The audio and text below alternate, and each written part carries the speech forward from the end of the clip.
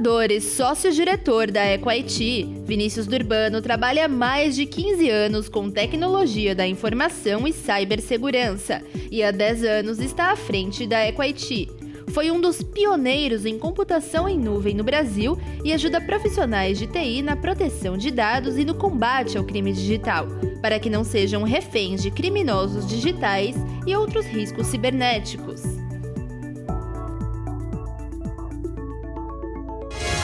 Muito boa noite, meu amigo, minha amiga. Nosso encontro de final de noite. Programa Ponto de Equilíbrio. Você pode participar diretamente do programa. Como? Mandando sua sugestão, a sua crítica, de repente um tema que interessa a você, ou se você mesmo acha, olha, eu poderia estar aí com o pastor, poderia falar sobre tal assunto, eu sou um especialista na área. Você pode mandar sua mensagem nesses nossos canais de comunicação. Você está vendo agora o Facebook e também o Instagram. Você manda a sua mensagem, você sugere, critica, elogia. O programa é sempre feito pensando em você. E nessa noite é com imenso prazer que recebemos Vinícius Durbano. Ele é especialista em segurança de dados e o tema é vazamento de dados. Tema muito complicado hoje em dia. Boa noite, Vinícius. Obrigado por ter aceito o convite. Boa noite. Obrigado a você pelo convite. Vazamento de dados, né? Parece que quanto mais a tecnologia avança, né? Quanto mais envolvidos nós estamos aí com informática, com a tecnologia, parece que os riscos aumentam e os cuidados, logicamente, também têm que aumentar. Quando se fala em vazamento de dados, a primeira coisa que a pessoa pensa, eu como leigo no assunto, como consumidor, às vezes a gente vai fazer uma compra pela internet, alguma coisa, quando começam a pedir muita coisa, eu já fico, mas esse cara quer saber meu cartão, data de validade, código disso, código daquilo, o meu CPF, data de nascimento, isso aqui está meio estranho. É por aí? O cuidado começa por aí ou tem alguma outra coisa que a gente possa fazer?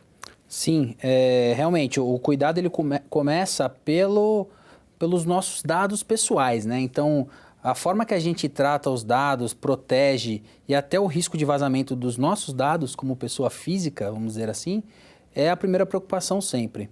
Inclusive, esses dados, que muitos deles são dados sensíveis, por exemplo, sexo ou um e-mail, um CPF, existem alguns dados que são mais sensíveis, né? Por exemplo, uma opinião política ou até mesmo uma opinião sobre alguma coisa um pouco mais pessoal, ela acaba sendo um dado sensível e que ela tem um risco maior se for vazado, né? Normalmente, quando a gente começou a se preocupar com dados, né, o vazamento de dados no mundo, foi quando a gente começou a colocar dados bancários, né? Então, quando a gente começou a fazer compras online, essa foi normalmente a primeira preocupação da população. Será que eu posso ali colocar o dado do meu banco, do meu cartão de crédito, o quanto isso é seguro? Porque eles pedem muita informação, né? Exato. Muita informação. Você começa a ficar, às vezes, meio desconfiado. Até para antifraude, né? Para a nossa própria segurança que muitas vezes aquela quantidade de informação é pedida. Mas vazamento de dados, ela vai mais além do que isso, né? Hoje, quando o tema é citado, na maioria das vezes, a gente está falando sobre a proteção de dados, né? Ou evitar o vazamento de dados das empresas que têm os nossos dados. Ou seja, quando um e-commerce ou uma empresa qualquer que pega o nosso dado, a partir desse momento ela tem uma responsabilidade, ou está sendo exigida cada vez mais a responsabilidade do controle, da proteção desse dado para evitar um risco de vazamento. Isso dentro da empresa, você fala. Quando a gente acessa um site desse, alguma coisa, fornece os dados para fazer uma compra. Esses dados ficam armazenados lá no servidor, ou na parte de tecnologia da empresa. Exato. E ela que tem que tomar o cuidado de saber guardar bem esses dados. Né? Exatamente. Então, a partir do momento que você como empresa, né, pediu algum dado pessoal, você tem aí, a partir desse momento, uma responsabilidade de que esse dado não vaze. Né? E que muitas vezes, até agora, né, até esses últimos tempos, não foi uma preocupação. Esses dados eram compartilhados, às vezes, para fazer marketing. Exato. Às vezes, para fazer uma campanha. Até mesmo eram vendidos, né? Então, você tem locais, por exemplo, no centro de São Paulo, que você consegue comprar uma base de dados de pessoas ali que foram clientes de alguma empresa que acabou vendendo não a empresa normalmente, mas algum colaborador, alguém invadiu aquele ambiente da empresa e usou esse dado para vender. Então, isso nos últimos anos foi muito comum.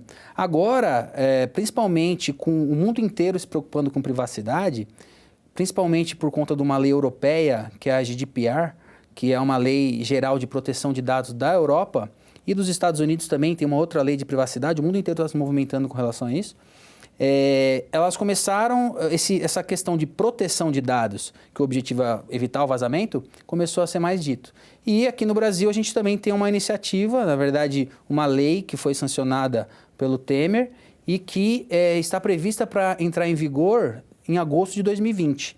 E o que estipula essa lei? No que ela vai deixar o consumidor mais tranquilo quando ele acessa um site ou fornece os dados a alguém?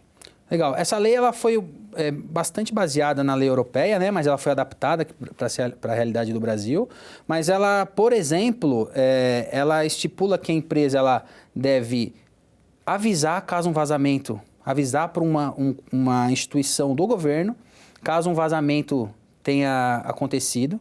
Que hoje não é obrigatório. Hoje não é obrigatório. Às vezes a pessoa sabe, a empresa sabe que os dados vazaram, ou teve algum problema, ou alguém ilicitamente se apropriou dos dados, mas ela não é obrigada a avisar o consumidor. Exatamente. Até tem algumas punições que já saíram para empresas que deixaram o dado vazar, mesmo sem ter a lei.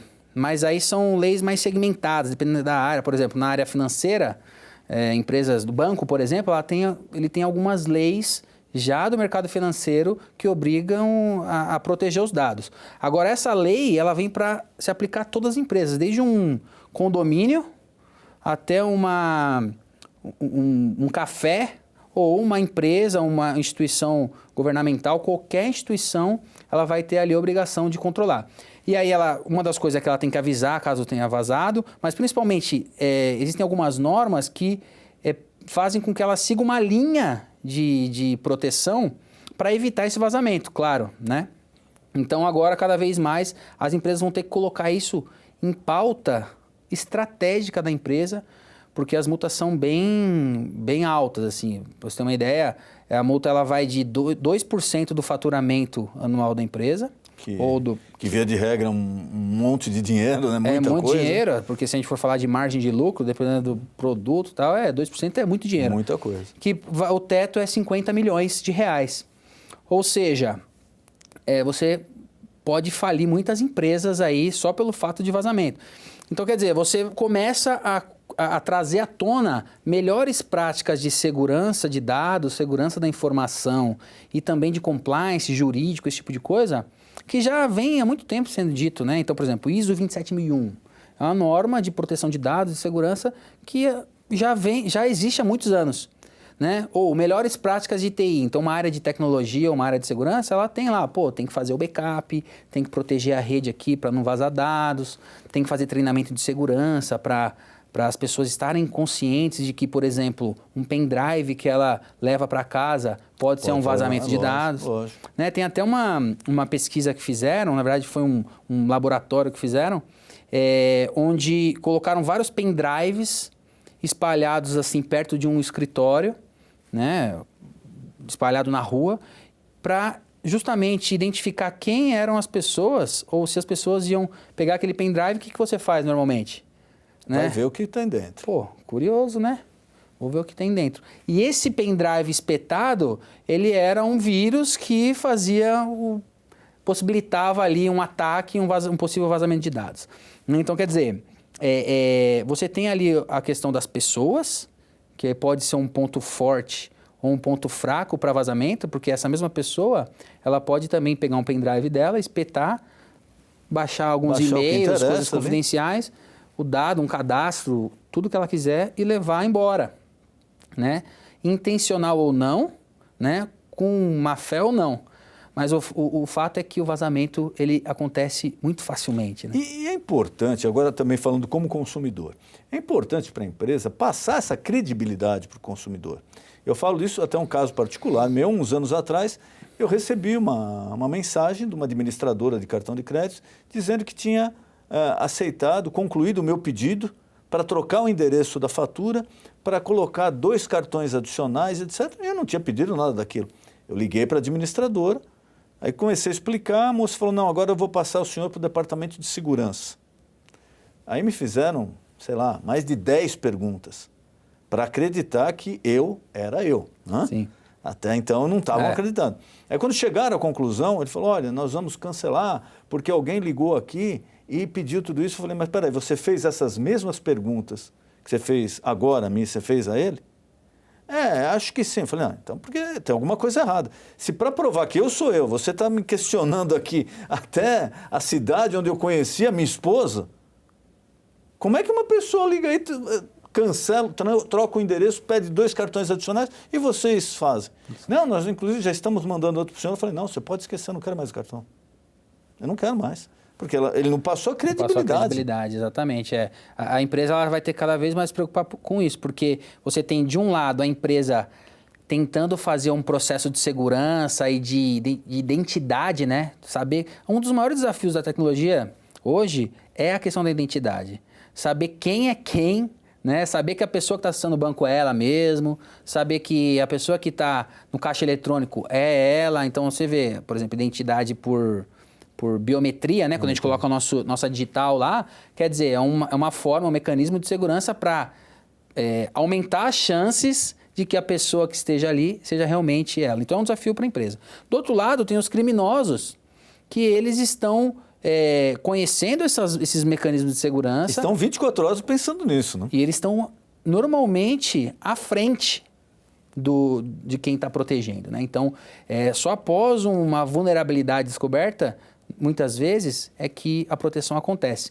Então, eles estão à frente e eles estão se passando como uma empresa. Então, provavelmente, esse e-mail que você recebeu, por exemplo, provavelmente não, mas possivelmente, ele seja um e-mail falso, né? Um e-mail que a gente chama de phishing, que é para pescar mesmo, né? Não, nesse caso, o e-mail realmente era da administradora. Aliás, eu soube por esse e-mail. Entendi. Porque eu não tinha notícia daquilo. Então, foi uma suspeita da administradora e eles te mandaram. Exato. Quer dizer, eles já viram que existia uma falha no sistema, mas eles concluíram toda a operação. Mandaram os cartões novos, mudaram o endereço de fatura, etc. Então, a abordagem, né? Então, por exemplo, mandar um e-mail depois de uma possível fraude não é um caminho adequado.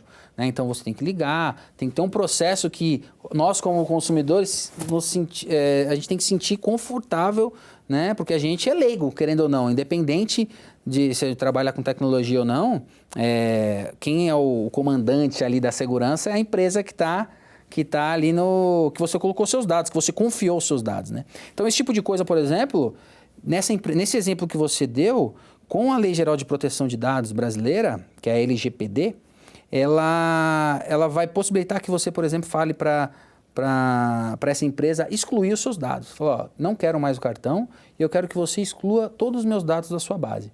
E a partir desse momento vai abrir, né, quando a lei entrar em vigor, mas na Europa já está acontecendo isso, abre-se uma requisição lá e a empresa tem que provar que não tem mais nenhum dado seu dentro do seu banco de dados. Ou seja, você vai ter uma segurança a mais ali para saber que, ninguém vai usar mais esse dado.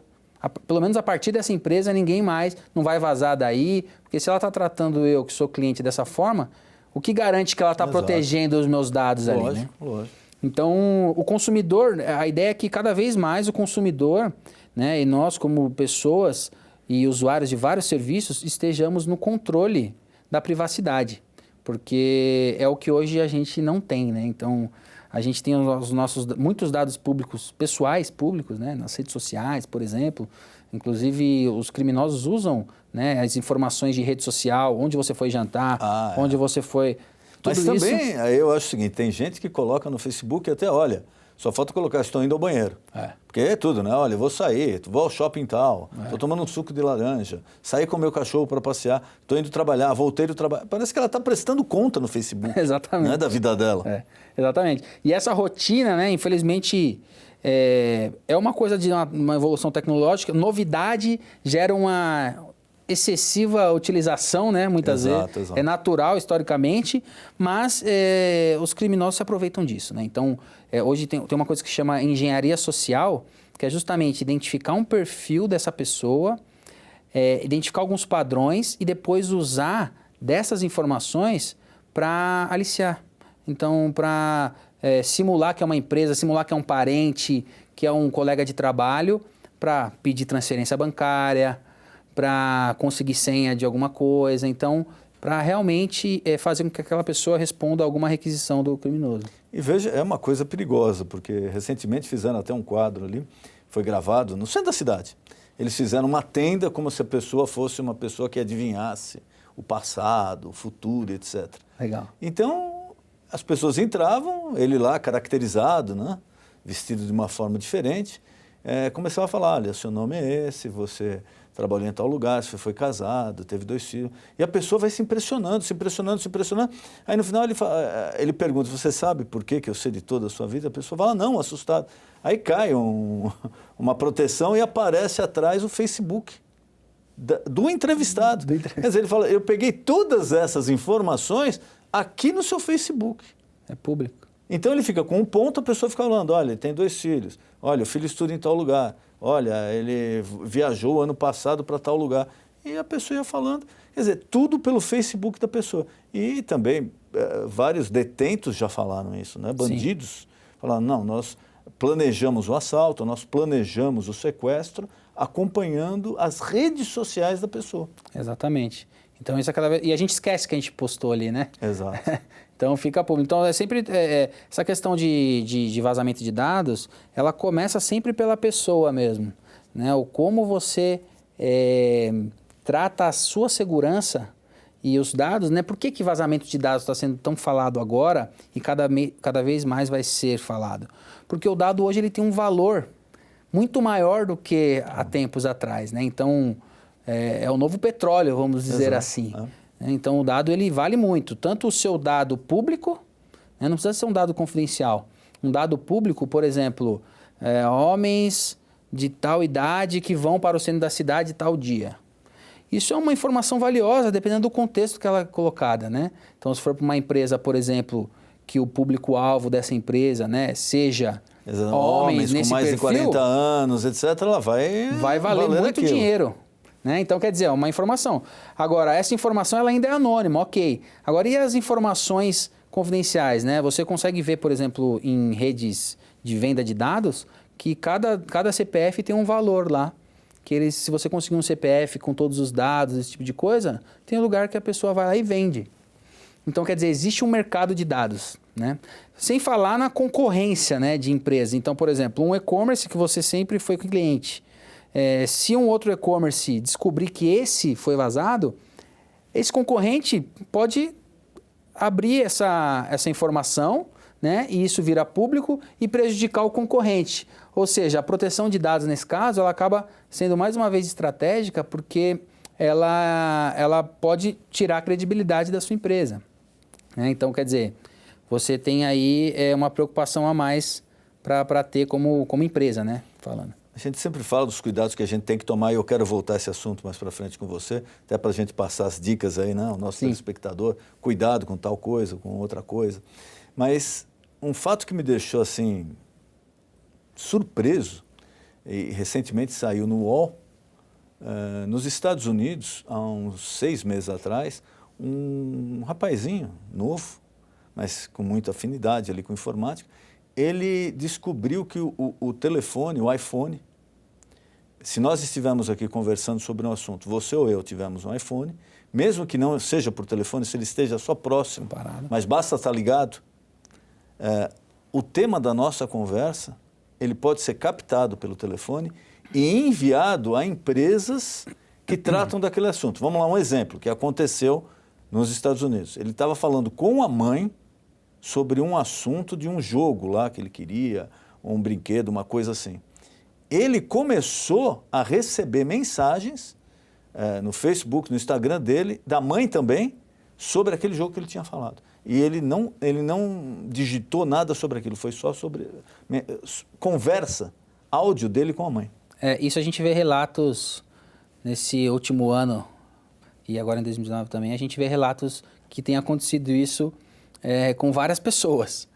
É bem curioso, assim, é totalmente possível tecnicamente isso acontecer, Porque normalmente quando a gente instala um aplicativo, por exemplo, Facebook ou qualquer outro, a gente não lê, né, aqueles... Os termos de... Os termos. Licença e uso. Não, eu concordo. Mesmo porque se você não concordar, não vai adiantar nada. Você não vai ter o aplicativo. Então é feito para você não ler mesmo, né? Porque é muito grande e tal, devia ser mais objetivo, enfim. Mas nos termos ali, muitas vezes, ele está escrito que você permite que o aplicativo use o seu microfone. Indiscriminadamente. Então, olha o risco. Você como eu acho que como a esmagadora maioria não lê tudo aquilo lá quando você vai no eu concordo, né? Mas como especialista aqui, alerta.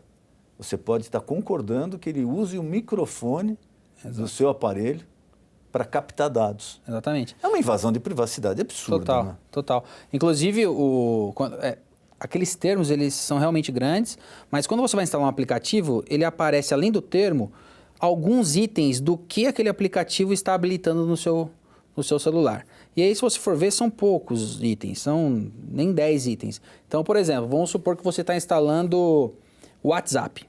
Né? O WhatsApp todo mundo tem, mas quando você instala o WhatsApp, você coloca lá, ele vai falar que vai precisar do seu microfone, aí você tem que pensar, microfone, eu vou mandar áudio no WhatsApp, faz sentido. Vai precisar da sua câmera? Ah, legal, vou mandar precisar. uma foto, uma coisa. Agora você vai instalar um aplicativo de notícias. E aí ele pediu para habilitar seu microfone? Ou para ter acesso aos seus contatos? Ou para ter acesso aos contatos? Aí você tem que ter ali, pensar de forma crítica se faz sentido. Na dúvida, não aceita. Não instala, busca falar com alguém, ver se esse aplicativo é confiável, buscar na internet, normalmente tem informações também. Mas assim, pensar justamente nas coisas mais óbvias, né? De realmente, precisa ou não. E na dúvida, não instalar, né? Esse é um dos conselhos, né, básicos, mas queria que você passasse algumas dicas ao telespectador que, como eu, a grande maioria é leiga no assunto e que utiliza a internet para compra ou algum aplicativo de interesse dele. Quais os cuidados básicos? Legal. Um dos cuidados básicos e que tem a ver com a identidade que a gente falou já uma coisa que chama duplo fator de autenticação. Todo aplicativo, tanto de e-mail, de banco normalmente já é obrigatório. O WhatsApp, por exemplo, você tem uma opção que você habilita o duplo fator de autenticação. O que é isso? Depois que você loga, ele pede mais uma senha. Então ele valida 2 vezes que é você mesmo. Às vezes o duplo fator de autenticação é um SMS. Sabe aquele token de banco? Sim. Que o token agora é um aplicativo, né? Exato.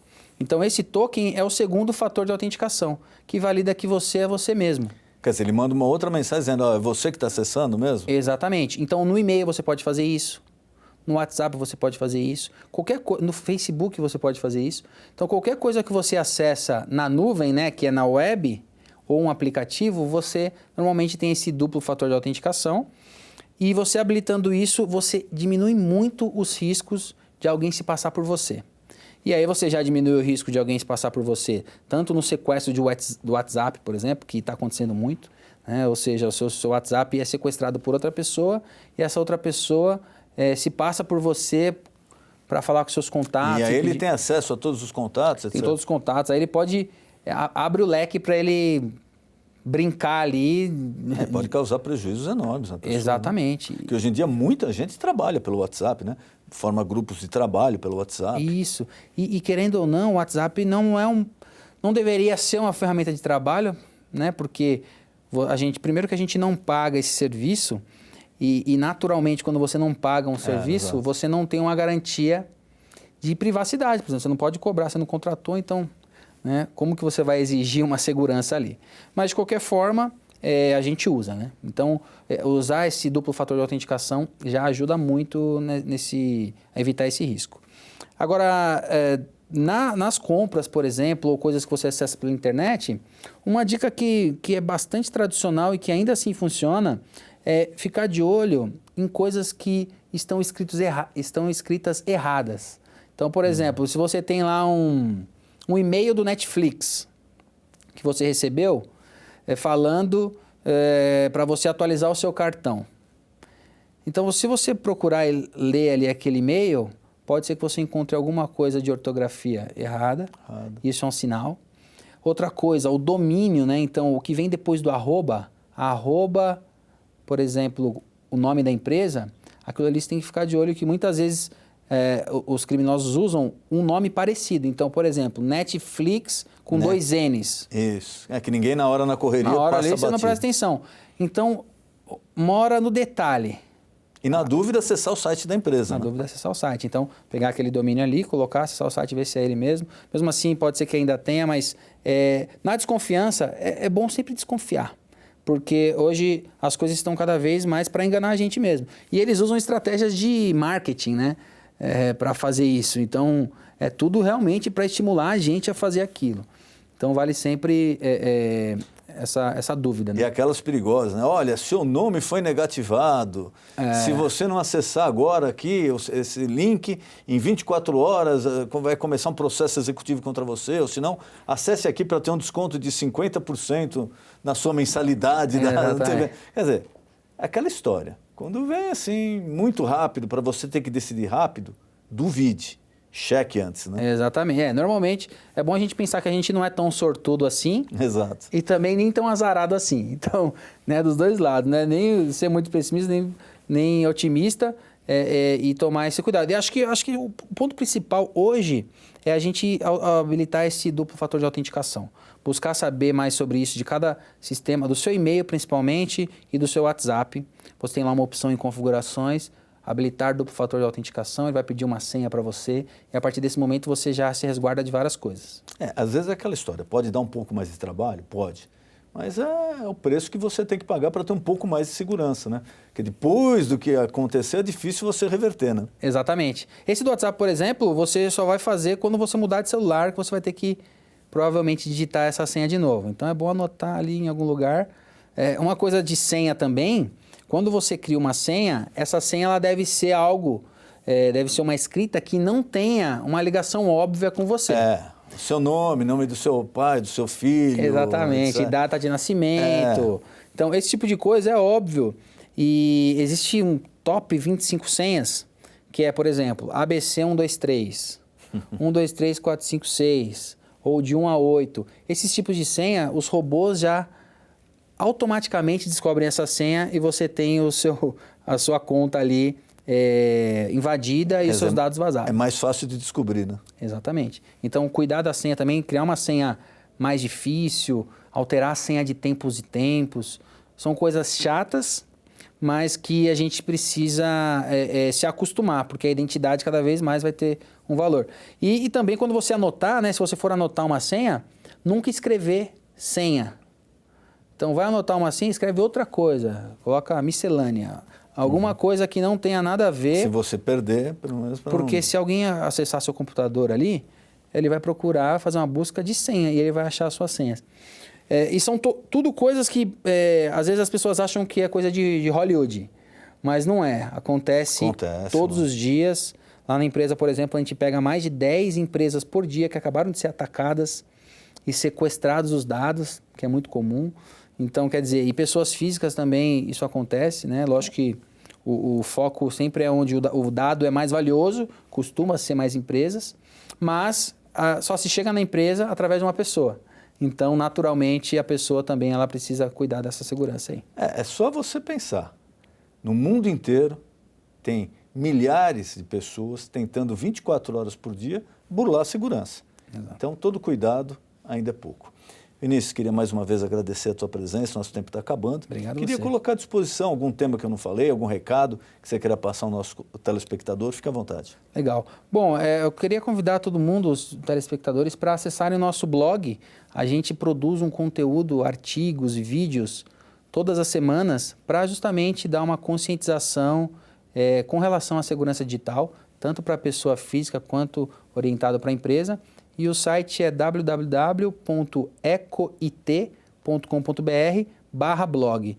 Esse blog você pode acessar lá toda semana que tem conteúdo e também no YouTube a gente tem um canal que é com o meu nome, Vinícius Durbano, que a gente traz sempre especialistas, dicas para o pessoal ficar atualizado aí e tudo gratuito. Obrigado pela tua participação. Obrigado a você. E falando em canal do YouTube, de repente, se você quer assistir novamente esse programa ou perdeu algum programa que gostaria de assistir, nós temos o nosso canal também exclusivo no YouTube, que você está vendo agora.